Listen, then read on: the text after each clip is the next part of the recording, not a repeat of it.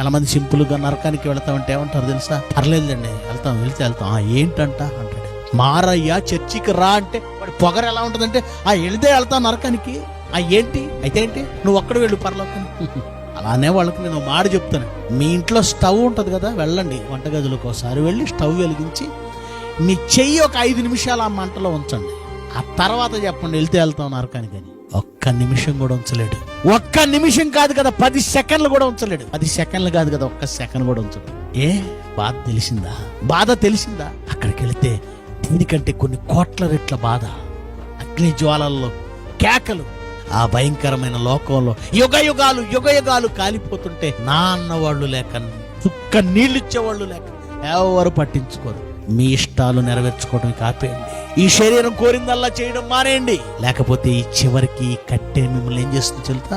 పాతాళంలో అగ్నిలో కేకలు వేస్తూ కన్నీటిమయం. ఎవరు? ధనవంతుని ఆత్మ కన్నీటిమయమైపోవడానికి కారణం ఏంటి?